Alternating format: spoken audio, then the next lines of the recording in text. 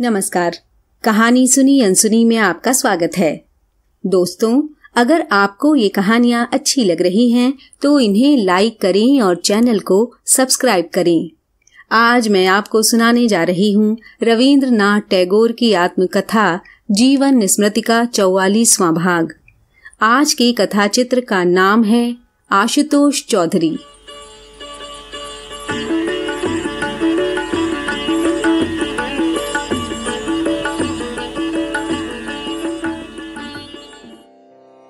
बैसाख 1938 में दूसरी बार विलायत जाने के लिए जब मैं घर से चला तब आशुतोष के साथ जहाज पर मेरी पहली पहचान हुई। वो कलकत्ता विश्वविद्यालय में एमए पास करके कैम्ब्रिज में डिग्री लेकर बैरिस्टर होने जा रहे थे।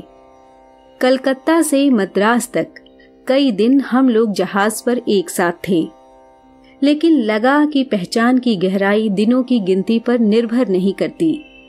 अपनी सहज दोस्ती से बहुत थोड़े समय में ही उन्होंने इस तरह मेरा मन जीत लिया कि पहले उनके साथ जो जान पहचान नहीं थी उसका फर्क भी उन्होंने मिटा दिया।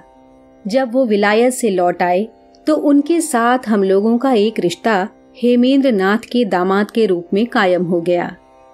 तब उनकी बैरिस्टरी के धंधे के चक्कर में पड़कर लॉ में व्यस्त होने की उम्र नहीं हुई थी और मुवक्किलों की सिकुड़ी हुई थैलियों ने पूरा मुंह खोलकर सोना नहीं उड़ेला था।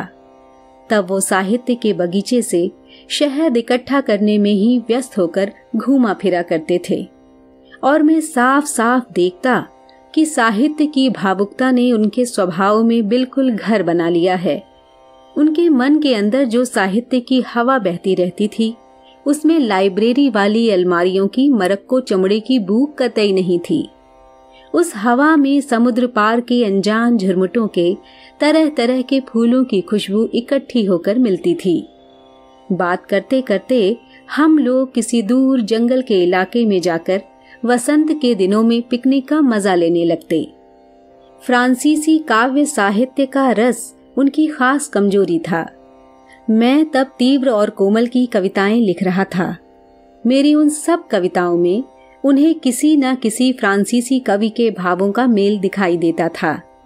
उन्हें ऐसा लगा था कि तीव्र और कोमल की कविताओं में से अलग अलग तरह से यही बात जाहिर हो रही है कि इंसान की जिंदगी की अद्भुत रस लीला कवि के मन को लगातार अपनी ओर खींच रही है और इस जिंदगी में आकर इसे सब तरफ से अपना लेने की एक अधूरी इच्छा ही इन कविताओं का आधार है।